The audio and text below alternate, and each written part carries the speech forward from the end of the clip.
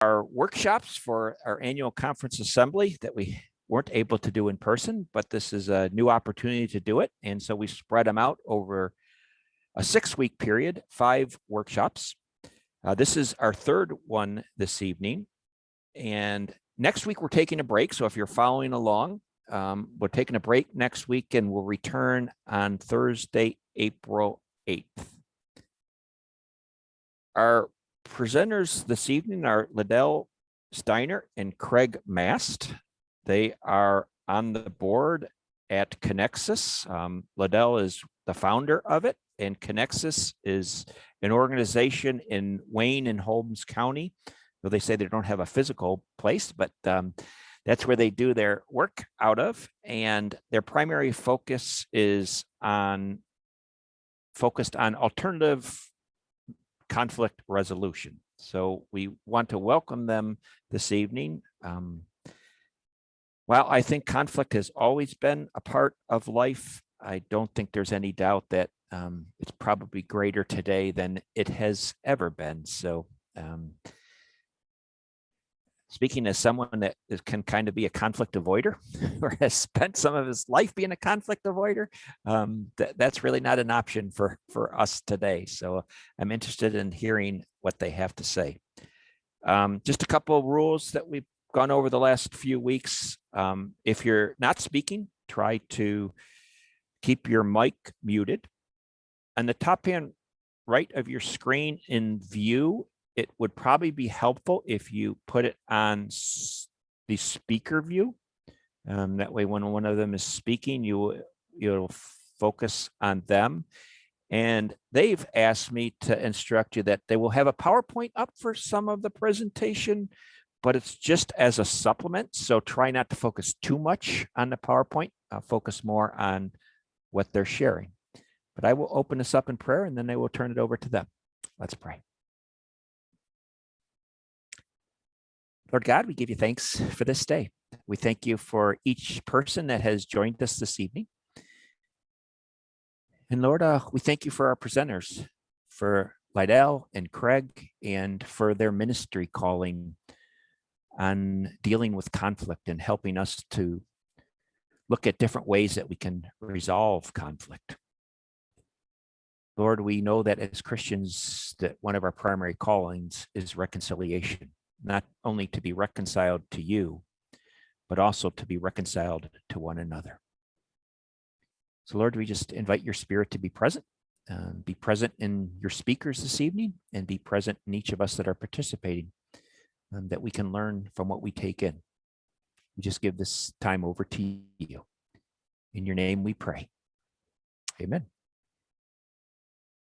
And I will turn it over to Craig. Yeah, thanks, Dick. And hey, good evening, everybody. Thank you for joining us. And a special thanks to Dick and Alyssa and Ohio Conference for hosting us this evening. It's nice to see all of you on here. I've got a couple familiar faces.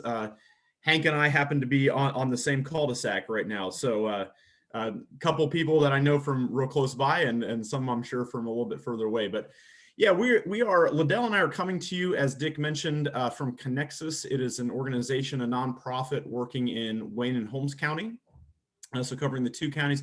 We're not super fundamentalist about our borders. We've worked with some people up in Hartville, and kind of wiggle a little bit on that, but specifically for a mission, we try to stay and resource those 2 counties. And the broad idea is, like I said, Lydell had this idea along with a group of community folks back in 2014 to say, how do we get the conflict resolution training and ideas that are in our church already and in some of our seminaries, especially Lydell, he'll probably speak to it, is a EMU, Center for Justice and Peace Building graduate.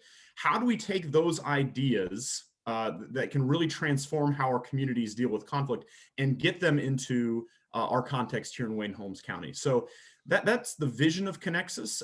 Like I said, started in 2014. I started as director, as the first employee of Connexus ever, in March of 2020, about a week before the pandemic hit.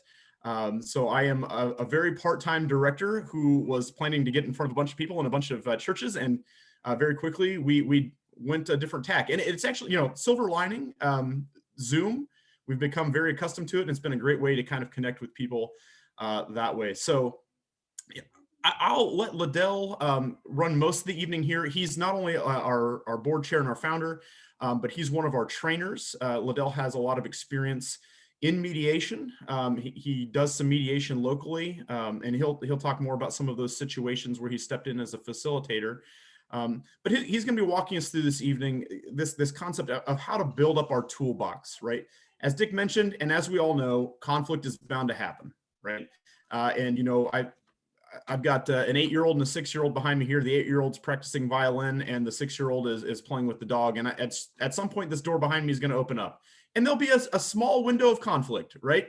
And not all conflicts have to be bad. So how do we work at resolving those and transforming them for positive outcomes? So Lydell's going to talk about that in a second here. I'll bring up the PowerPoint and share my screen. Before we get into the presentation, I just want to note that I will stick around afterwards.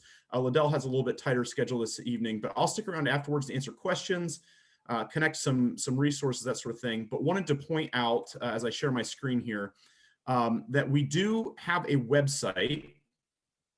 So I can see that that's coming up here. So if something that we're talking about tonight strikes a chord, or especially if you think, wow, okay, there's somebody who's not on this call who this would be really good for, right? What we are all about, and I should have led with this, I am not a conflict expert. That is not why I'm the director of Connexus, right? Lydell would say the same thing, though he has some training. The reason that we are doing this is not because we think we are perfect at handling conflict. The reason that I do this is because I recognize it's something I need and something I would love to see get out into my community. So here's our website, ourconnexus.com is the address. We would love it if, we're just getting our legs under us as an organization. So if you have people who would connect to this mission, whether they're in Wayne and Holmes County or further afield, we would love to connect with them and say, hey, how can we build this? How can we make this better? You'll note that we have a services section where we offer some mediation, some additional training.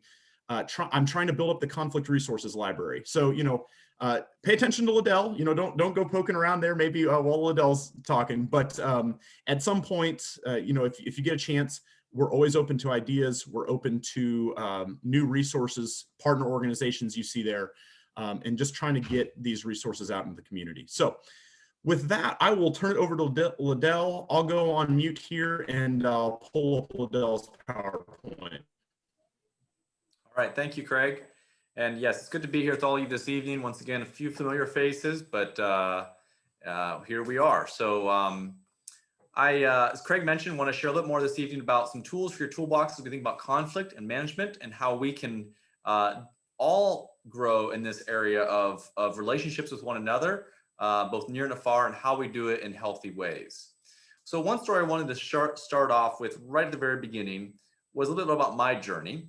My journey of how I've kind of arrived at this work and this interest and this passion I have.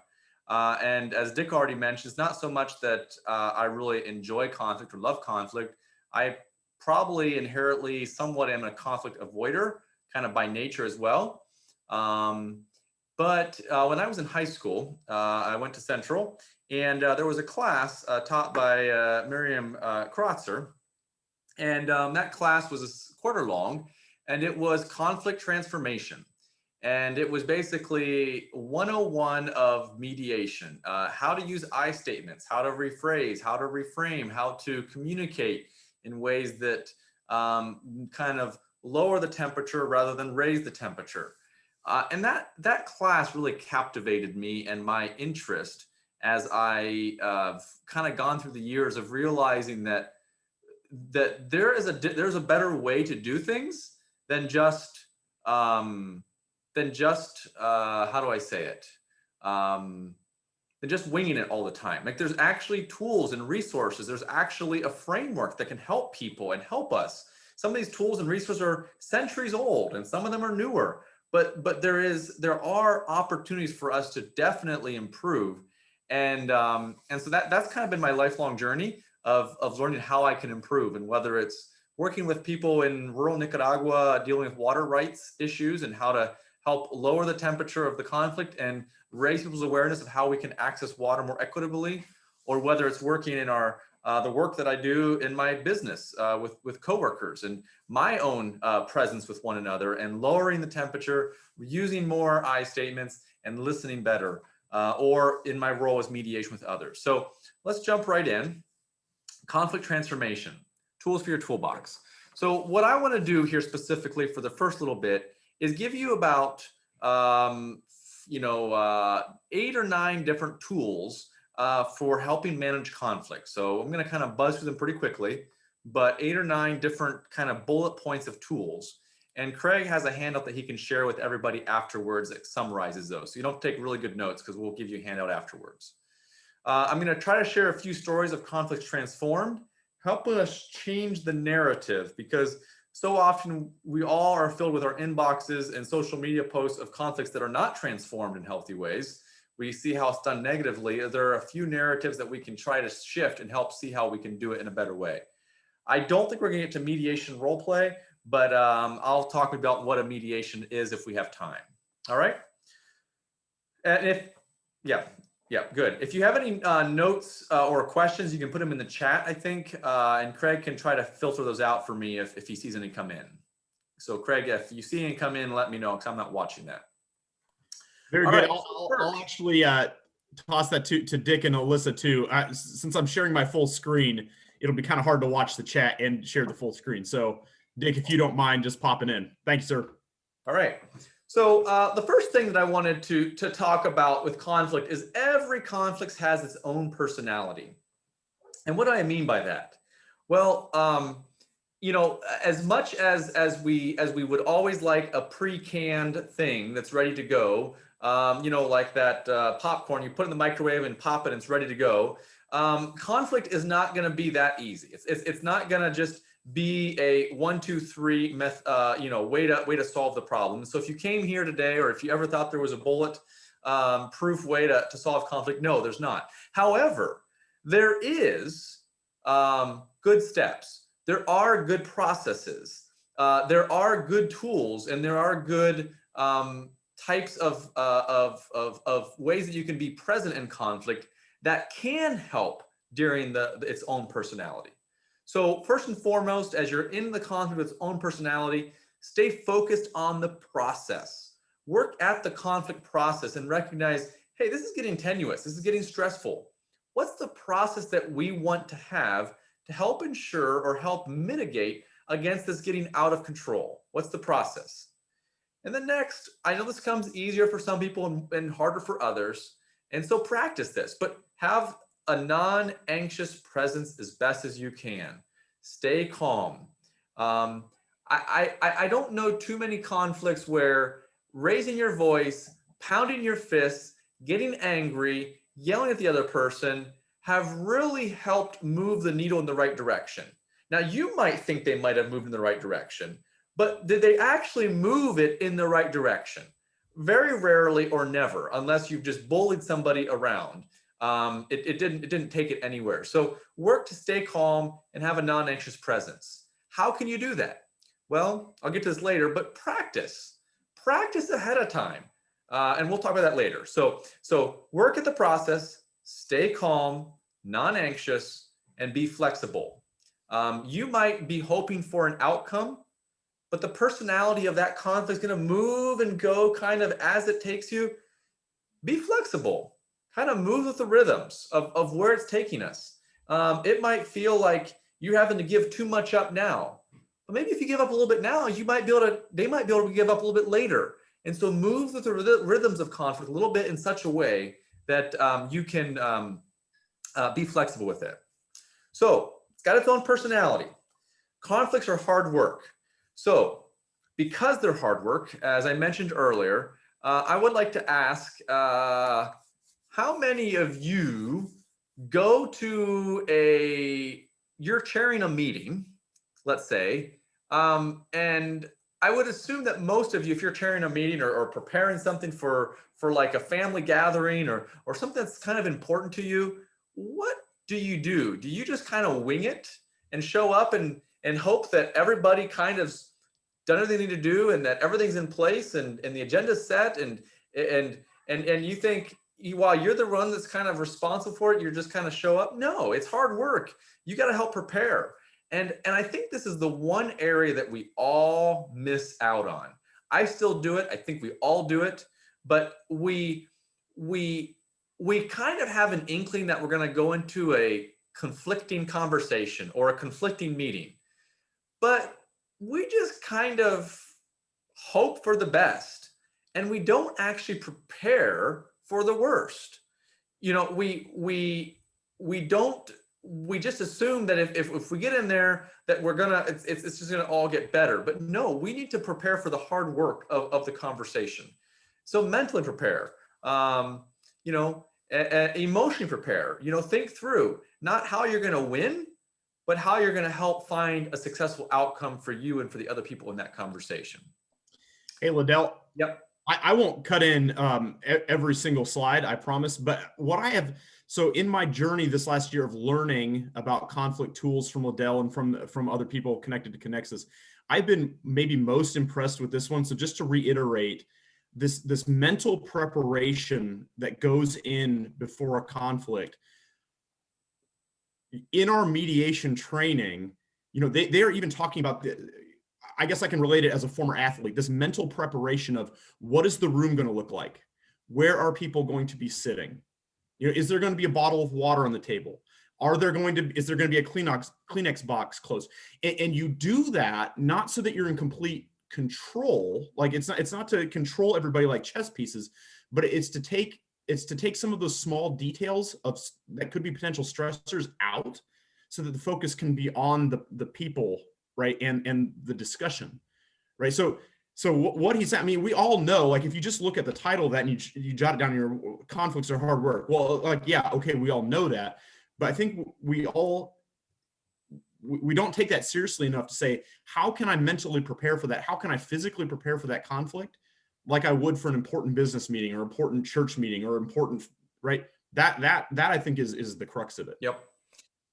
One of the things along with this that I often tell people is invest time or money early and work hard early. We are all bad at this. We wait until it gets out of hand. We wait till the conflict is beyond us. And this, it's just human nature, right? I don't want to spend an extra penny. I don't want to spend extra time on this. We want to save. But you know, I have seen good investment early, whether it's time or resources of whatever capacity, can be helpful longer term. And so a good example of this, I'm working with a family business, and it's kind of passing from one generation to another. And you know, the next generation recognizes that this is a conflicting thing that's going to happen. You know, moving from a sole proprietorship to more of a partnership will create conflict. And so one of our goals is, while we're not really in a direct mediation conflict, we are in a transitional long-term conflict. And so we're going to be proactive. They're inviting me into the conversation to help them have the conversation in a healthy way so that they don't have a conversation in an unhealthy way. So that's kind of the idea of, it's hard work, so be proactive. All right, moving on. So which perspective? Craig, can you tell me about your anniversary a year ago? What happened? I'm sure it was just enthralling, especially in COVID lockdown. I imagined it involved dinner with the kids and a movie and us both falling asleep by 8:30.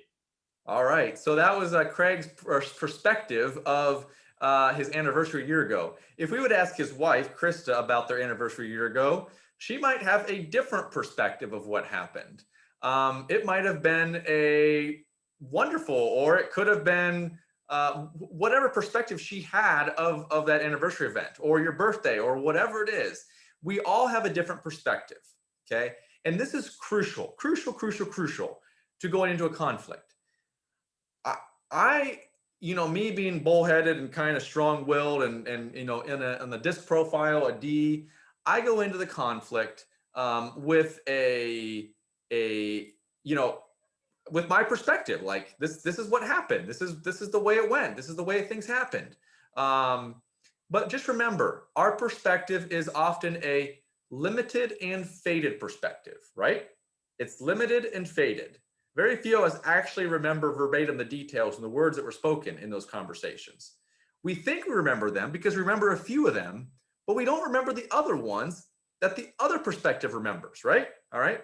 So limited and faded perspective. It's our perspective. All right. It's my perspective of what happened. It's not to say that I'm wrong. It's not to say that I'm right. It's just my perspective. It's a biased perspective. When I went into that conflict and that meeting and that conversation, I had my biases. You know, you can say all day long that when you're in a heated conflict that you don't have any biases, that this is exactly what happened. I'm gonna call you on that one. You have a biased perspective. The best of us, the worst of us, we all have a perspective that has our biases built into it. It's a picture. So let me show you a picture. So Craig, next screen.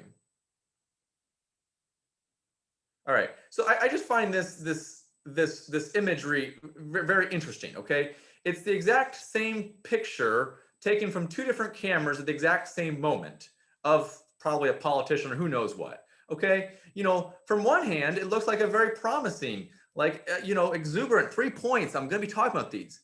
From the other perspective, it looks like he's holding up the middle finger to you, to the crowd at hand, and looks kind of like he's a little more angry and kind of going to engage into a negative type of posture. Well, once again, we have two perspectives, and every conflict has that. Just don't forget that. And you know, that's kind of that dangers of the one-sided story. If I have my story and I know my story really well, but I'm not willing to hear your story or hear what you felt happened in that meeting, or what you felt happened a year ago, or what you felt happened even 10 years ago. Because isn't that sometimes what conflicts are about? Things that happened 10 or 20 years ago? Do you think people really exactly remember what happened 10 or 20 years ago? Well, some people really feel they do, but they still feel it's from their perspective. All right, moving on. Don't forget, which perspective are you looking from? Separate the people from the problem. This is a really powerful thing that I have learned personally to do. And well, okay, let me clarify. I know I should do. I don't always do this. So I find myself when I'm in a more conflicted in a conversation. So you know, a while back, I don't remember when it was. It was maybe more like a month or two ago. I was having a really heated conversation. I'm in a family business, so I was having a really heated conversation with one of my cousins, and it was to the point that the people were the problem. We were making each other the problem in the conversation, right? You know, he was the problem with this, and I was the problem, and you know, and we both needed to lower the temperature. We needed to kind of calm down, get back to what the actual problem was, which wasn't the people. It wasn't him or me necessarily, but let's focus back in on what the issue is. What are we really trying to understand here? What are we really trying to solve here? What are we really trying to need to get out of this conversation? Because it's not going to help for us to keep attacking each other. That's not going to solve the problem. So, I found that when I've finally learned and am helpful in separating people from the problem, I can tend to help move the conversation in a healthier way. So there's a phrase called "be soft on the people and hard on the problem." Soft on the people, hard on the problem. So what does that look like? Well,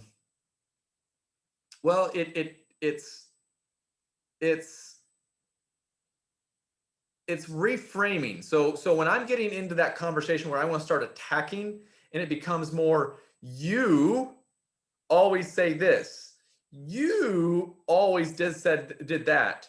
That's becoming you. You see where I'm going now? You're the problem, rather than saying the issue that we need to face is how to solve this dilemma here. What we need to focus on here and help. And so you all, I in my meetings, and we all can help try to redirect, calm down, lower the temperature, redirect the conversation to the problem at hand. All right, moving on. Assumptions. Don't assume. When in doubt, ask. All right, Dick, do you want to share a story about an assumption you made at one point? I'll give you a chance to think about it. So an assumption you made which turned out to be wrong. You don't share all the details, but have you made any assumptions? Why did you assume? And how might it have turned out differently had you not assumed? So I'll let you think about that if you think of something, or Alyssa, if you think of something, or anybody, but one person.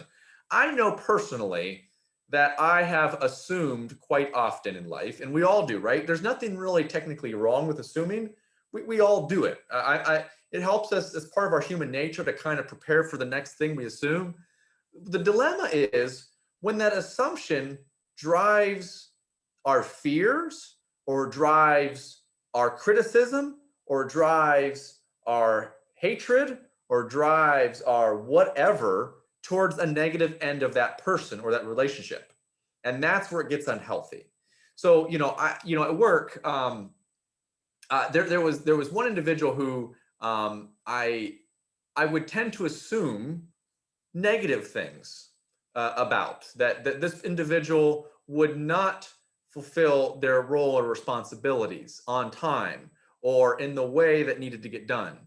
And I remember one specific time I made that major assumption again, and it was completely wrong. And sometimes maybe I was right, but I was clearly reading into the situation and making an assumption, and it was unhealthy and it was wrong. And I did not give that person the benefit of the doubt. So Dick, do you have an example?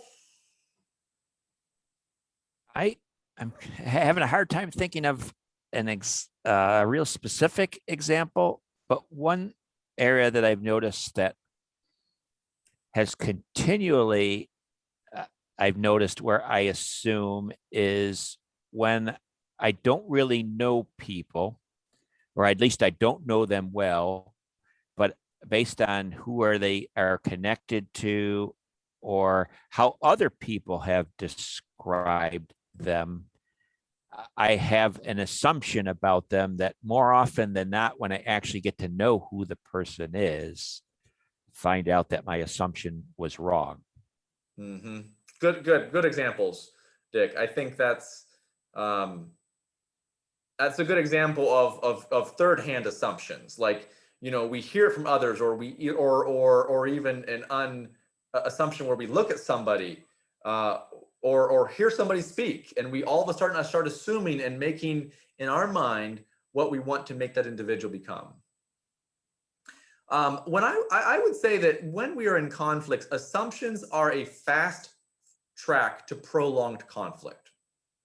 If you or the other party are getting into the place where you're starting to make assumptions, and you're doing so regularly, and they become increasingly critical, you're on track for a prolonged conflict, because you're now moving that conversation, you're now moving that relationship to one typically of negative assumptions, and you're no longer able to see anything that's positive, because anything that's positive kind of slips away into everything that negative fills your mind, your thoughts, and the relationship. And so I try to, it's hard. I know it's hard, but I try to give myself a breather, step away, and try to clear my mind and try to give that person who I am disliking, that person who I'm hating, that person who I'm in disagreement with, that person who I don't like, that person, whatever, that person, I try to move back and let them become the person again who they are, with a name and a person who I can speak kindness to and who I can listen to, and let some of those assumptions go. I know it's hard. I'm preaching to the choir, but just remember how powerful those negative assumptions can be. And so don't assume. When in doubt, ask. Lydell, if I may, so I think what Dick also alluded to, that's a really powerful reminder, is that when we can assume things about people on multiple levels, right? Like just about, their own personality. And you've done a lot of talking. We've done a lot of talking about individual conflicts, but I used to be a foreign language teacher for a while, right? You've spent time in Nicaragua. We can have these cultural assumptions also that we make about people, right? And so then when we get into a conflict with that individual, we bring some of those cultural stereotypes and that baggage on them, whether that's, a foreign culture that they might be in, maybe that's like the political leanings that we assume that they have, right? And we bring those things to the table and say, oh, I know what lens they're coming at this conflict from because I know their group, right? Well, that starts to become a very slippery slope. And, I'll spare it, but, from years teaching intercultural interactions, there are lots of stories. I'm sure, Lydell, you have them too from Nicaragua. Lots of stories where you make an assumption through, let's say, a North American Swiss Mennonite white cultural lens, when the person on the other side of the table is coming at it from a different cultural lens, and it turns out there was no malintent from either side. It was just a cultural misunderstanding, right? Yeah, Craig, I have to share a story now that you got the Pandora box open. I figured. So I was helping translate at one point a board meeting between a group of North Americans and a group of Nicaraguans. And the Nicaraguans did not speak much English or very little. And the North Americans did not speak much Spanish or very little. And the North Americans came from a Menno-Swiss background. And the Hispanics came from a kind of a church that was, founded by the Anabaptists. And so they were on a board together. And my job was to translate every conversation in the board meeting for 2 days. And it was just an unbearable job. But one thing I found was that people started, there were even assumptions in our framework. And so the North Americans were talking about service. We want to do more, encourage more service in our individuals, and encourage the amount of service that people do. And what the Nicaraguans heard it as is North Americans don't want to pay more money. They want to pay less money. They want us to volunteer our time.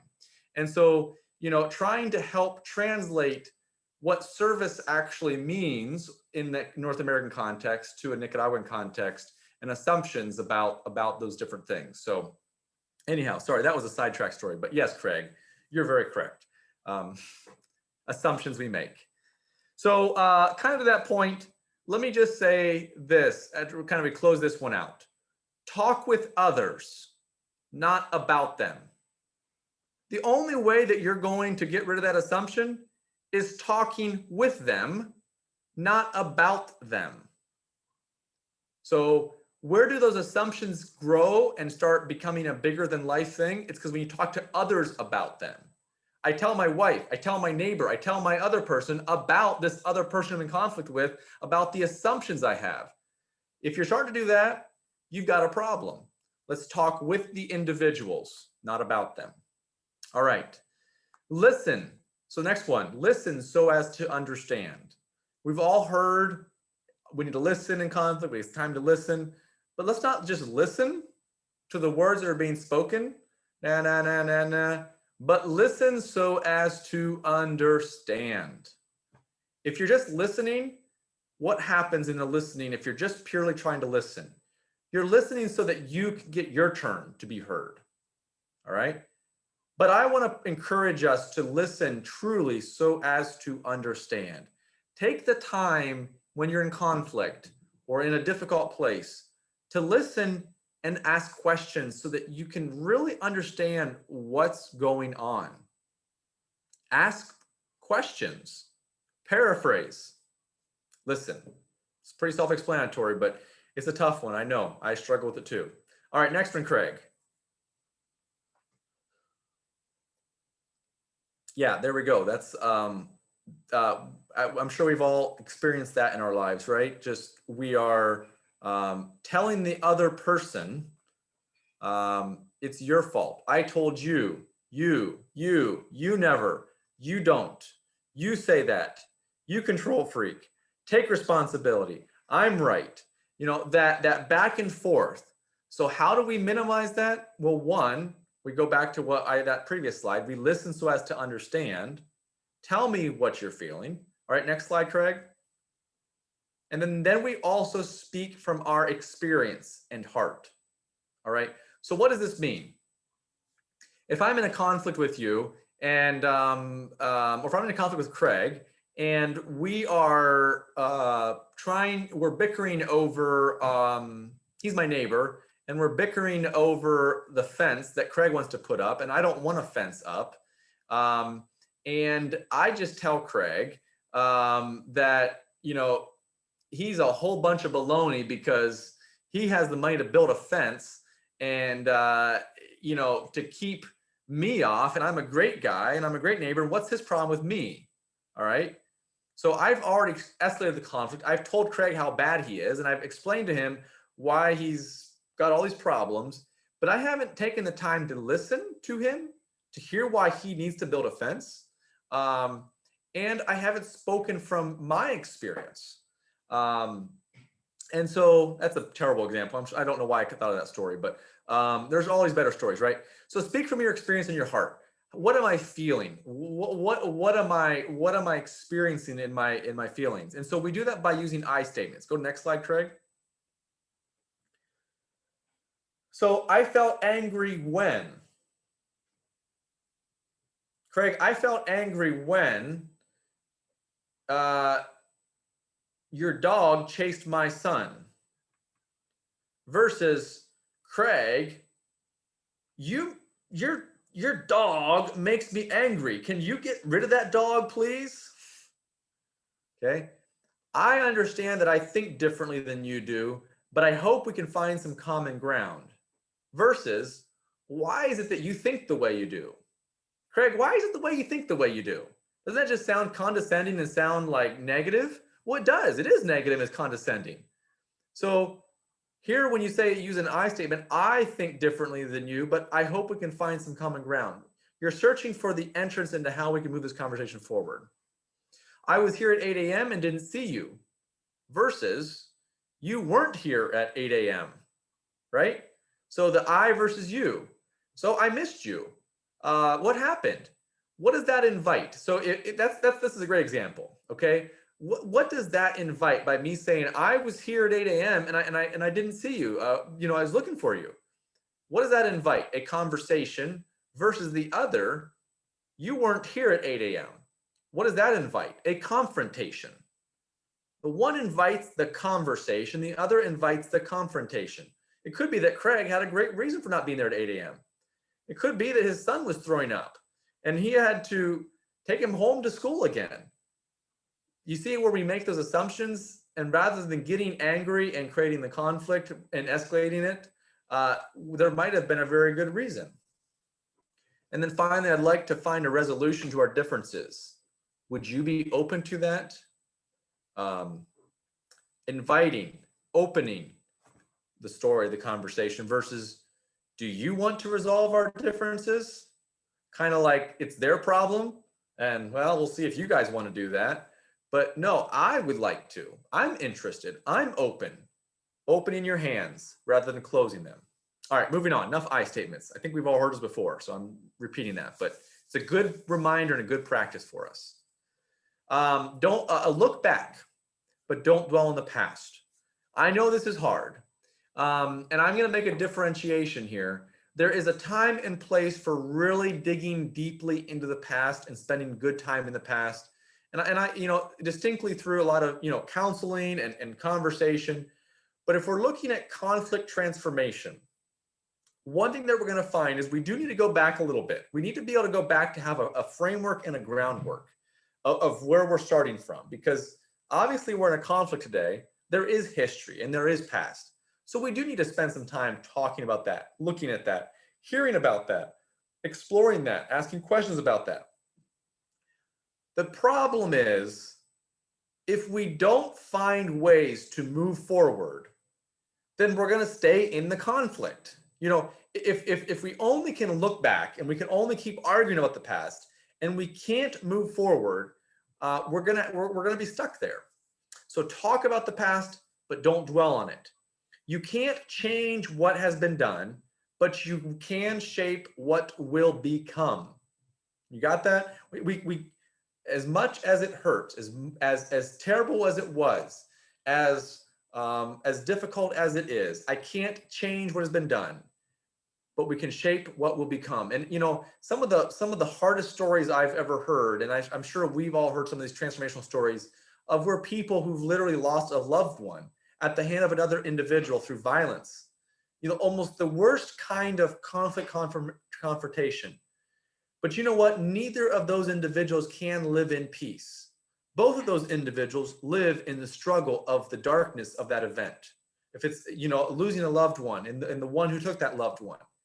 And the most powerful and I think most freeing examples of conflict transformation are at those levels of where the most brokenness can be reconciled, because they recognize they can't change what happened. They can't change that most violent action, but they can look and change the future that they live in and the future that they hope for, the future they hope to have for their families or their community or for our country or for our world. And so, I mean, I think that's if you think that the conflict you were in with your neighbor, the conflict that you are in with your spouse or with your children, is the most difficult conflict in the world. And it might be because it's the conflict you're going through right now. But let's not focus so much on that past. Let's work at it, but let's work at talking with individuals. How can we move forward? What do we need to do to move into the future together or not together in separate ways, or whatever that looks like? But what can we do to help reshape the future?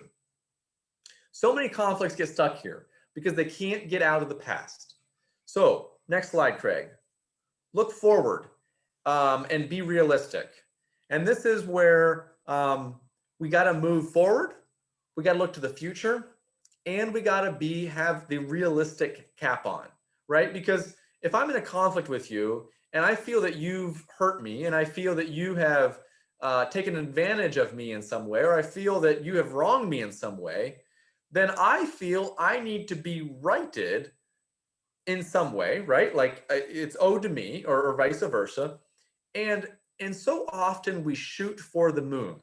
Like, this conflict created this much hurt in me, and so I need this much forgiveness. I need this much compensation of some sort, or I need this much of whatever that feel like to be justified and vindicated in that whole thing. And for conflict transformation to happen, both parties must come to the table and recognize that for there to be a shared future, for there to be, or maybe not a shared, but for there to be a future that is not filled with continued conflict, there needs to be some kind of realistic outcome that both parties can work at. So, sometimes that realistic solution may not be there right away. And sometimes it may take time to figure out what that realistic solution is. But I just encourage us, when we go into those places, to look at least for some kind of solution that we're willing. Would I like to have this? Yes. Am I okay if I only get this? Yes. And so if we're communicating and honest, it can be helpful. All right. All right. Well, that is the end of my kind of quick tools for the toolbox kind of bullet points.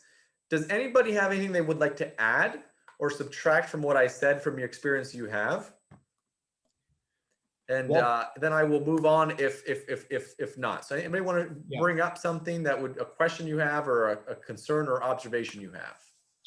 I just really quickly, while people are thinking about that, want to note, because we are in a church context here, which Lydell and I are not always, often, but not always speaking in a church context, that we do have this Matthew 18 framework for how to approach people. Lydell's kind of echoed that already, right? Go to the person, right? If that doesn't work, or if you don't feel safe, like we haven't touched on that, right? But if it doesn't feel like a safe conflict, take somebody with you, right? Bring it to the church. There's this progression, like this escalation of conflict resolution, right? But what I've always loved hearing Lydell talk about is, okay, at the very end of it says, if you get no resolution, treat them as the pagan and the tax collector, And for so long in life, I thought that meant, hey, you tried, kick him out. But Lydell, what's your line? What does Jesus say? Right? Yeah. How do we treat the pagan and the tax collector? You love them. You love them. Right. And that's difficult. Yeah. Yeah. Any is. questions, additions like Lydell asked for? Chat. We have some. So how are church conflicts unique? What I'm sorry, could you expand on that? Are you asking how we might address them differently, or?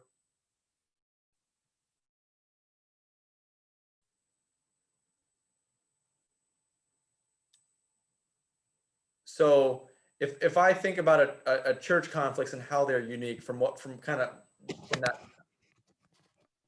I guess what I'll just speak into instead of trying to write it out, is that people bring so much to church. Do they bring a different type of thing to conflict because of these deep feelings that we have that we bring to church? Yeah. So in this whole presentation, I don't want to sound simplistic, and I don't want to sound overly that this is an easy 1, 2, 3 kind of thing. And I think church conflicts definitely are some of the most difficult ones for us, for our communities, because there is so much being brought into the conversation, whether it's our history within the congregation, whether it's our political perspective that we come from within that context, whether it be from whatever. There are, yes, church conflicts can be and are somewhat unique. And I guess what I'll say, a couple things. One, it is difficult to work with large church conflicts, okay? And there are some very gifted people who can work with churches and through church conflicts. And if that's the congregation is working through those kinds of things, yeah, I would say definitely seriously consider looking at those kinds of resources that are out there. One caveat I will say is that even if you find the best facilitator, even if you find the best mediator, even if you find the best whatever or counselor in those kinds of situations, be individual or not, so often people are afraid of failing. And so they won't even try to access those resources because they believe there's no hope for the conflict. And then they're afraid of what happens if it doesn't turn out the way that our church would like. And my response is simply that in a larger church conflict or things that are difficult, I would rather say that we tried, that we worked at it, that we gave it our best, rather than tried to ignore, or rather than tried to downplay or simplify the reality at hand and really try to address them. So yes, church conflicts can be different. One of my goals in life, and this is the goal, as you can see coming out here, isn't so much how do you transform your congregation, but how do you transform your individual relationships? Because if you and I and all of us are in our churches and are in our communities, you know, it's one grain of sand at a time. How do we transform the way that we speak to others, the way that we listen to others, the way that we hear others, the way that we think about others?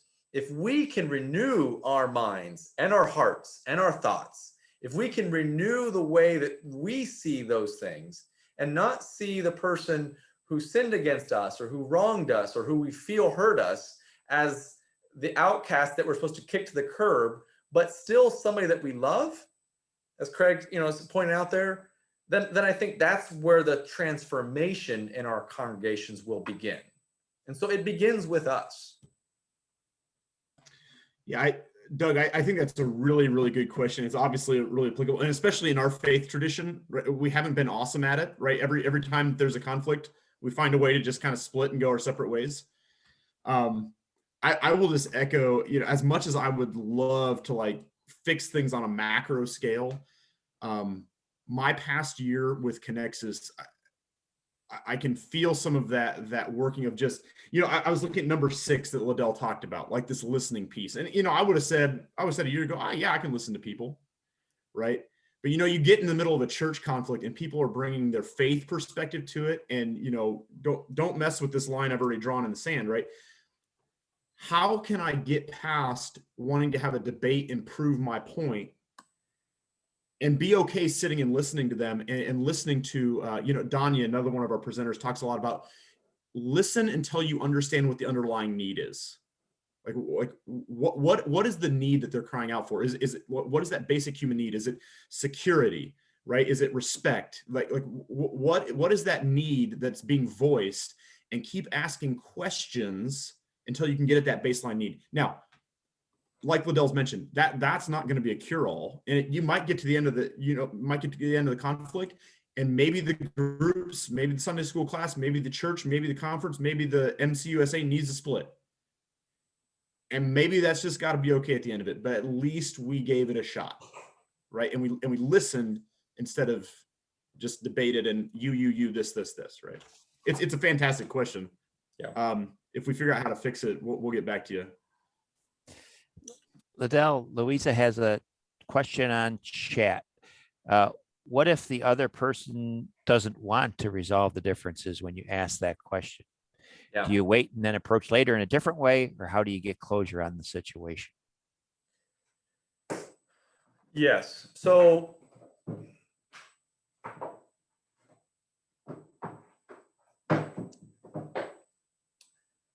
two things I will say here. One is conflicts often, if you think about how long it took to get to that point of that conflict, was that acute pain, that acute, like we can't talk to each other, or we're in this acute conversation. I would encourage you to think how long the conflict has been building. All right. Has it been building for 1 week? For 1 year? For 10 years? Or has it been building for 100 years in our church? Like, how long has that conflict been building to get to the point where we are at? And unfortunately, then I say the second side. It may be that it takes a good amount of time to resolve it, as long as it has been for us to get into that. Now that's very disheartening. But what I guess I want to say is, if you have a conflict with somebody and you just met them the other day and you butted heads, maybe you can get down and resolve that conflict within, you know, a reasonable amount of time and work through it and say, you know, I don't quite know what happened. Can you explain it? But if you've been having this ongoing conflict with somebody for 5 years and you feel that you're ready, that you're at the place, that your heart's ready to work through this, and you can't understand why they're not, well, maybe it will take another year or 2 or 3 for their heart to come around, for them to be ready. And along that way, it's a journey of continuing to love that individual without the expectation of recognition. And I know that's hard, and I know that sounds foolish, and I know that sounds too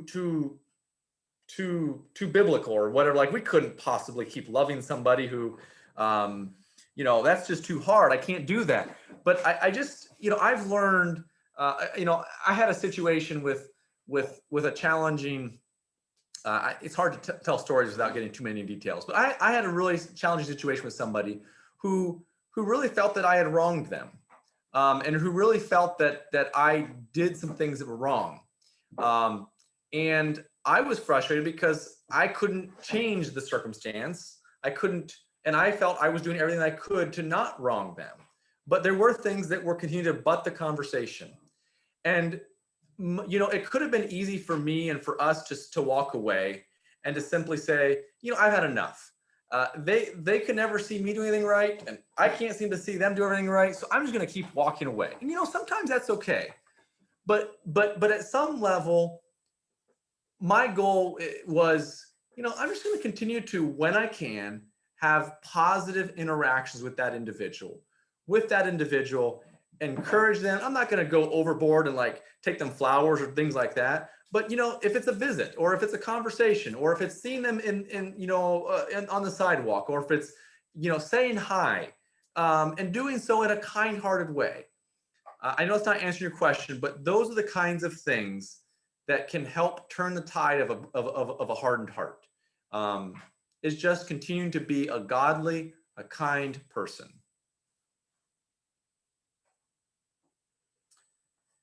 I've heard that, let me read that question, Dan. I've heard that it is less difficult to transform conflicts over differing methods of doing things than it is to transform conflicts over values, like deeply held religious beliefs. Yes, Dan, that would be a good statement. And that's, I think, why churches' conflicts can be so challenging. So if my neighbor and I have a conflict over an issue, we can sit down and we can work through it in some kind of way because it was a point in time issue. But if my values and my beliefs as a believer, as a Christian, or as from a political party, or for whatever realm or reason, yeah, those are harder. We all experience it. It's true, but at the risk of sounding too fluffy, I mean, part of the goal in those kinds of conflicts, at the end of the day, okay, maybe I don't have the same values as you, and maybe I don't want my kids in the same Sunday school class and all that, but I can still recognize you as human. Yeah. I can still recognize if I've truly listened to your story and your perspective and what your underlying needs are, I can at least respect that and say, hey, okay, listen, I get it. But can we at least, I think back on that, it used to be all over the place, but that old MCC poster, a modest proposal for peace. Let the Christians of the world at least agree not to kill one another, right? Let's take that a step further, right? Let's let the people, religious people, right, of all faiths agree, and then keep extending that tent, but just to say, hey, I recognize your humanity. I recognize that you are coming at this from a genuine perspective. Like you are trying to be a good person. I am trying to be a good person. Maybe we can't do that together at the same place. But I'll at least agree to like not snarl at you in public and try to throw a punch. Yeah. Right. It's difficult. And as Craig already alluded, I don't pretend that we have, and I think this is where you've oftentimes heard when people ask an Anabaptist, about violence and whether you would kill somebody in self-defense, and the question always goes to the most difficult extreme scenario.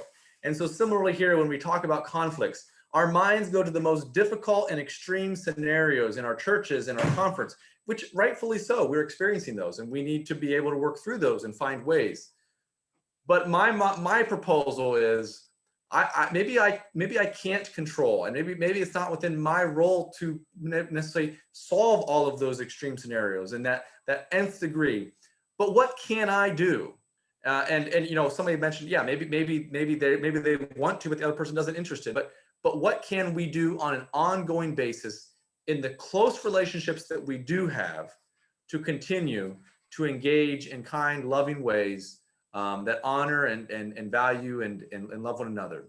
And as Craig already mentioned, I did not go through a biblical narrative here today. Like, there is a lot of really good things that I think we all have heard in our congregations and in our churches through the biblical narrative of forgiveness and, forgiving somebody 7 times 7. I love this idea of, for me, this idea of when I get to the point of I'm not liking somebody, I'm hating somebody, I'm having these difficult thoughts towards them. I eventually am very angry at them.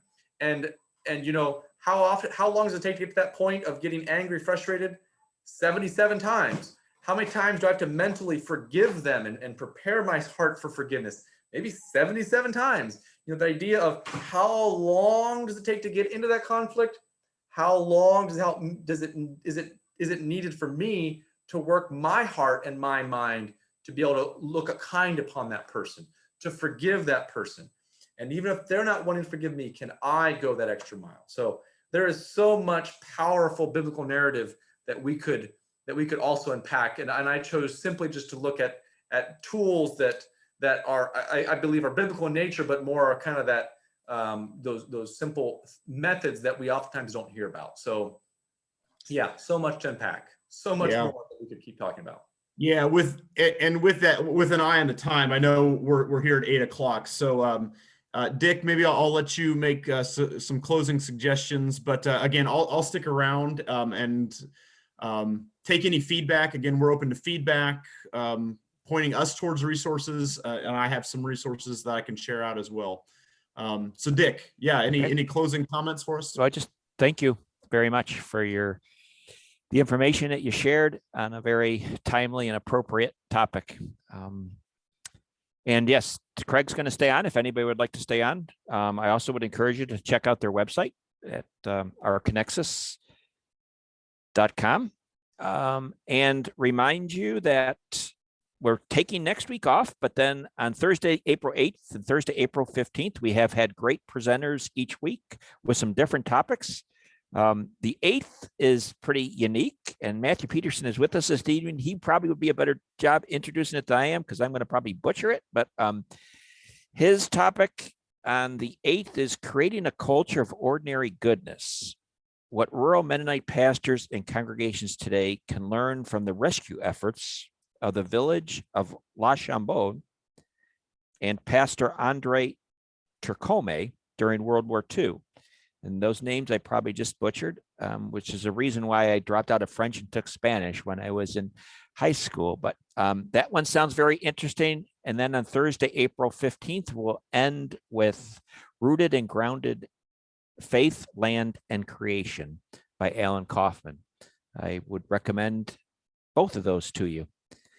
And again, I want to thank Lydell and Craig for taking the time this evening, and I will close us in prayer, and feel free to stay on.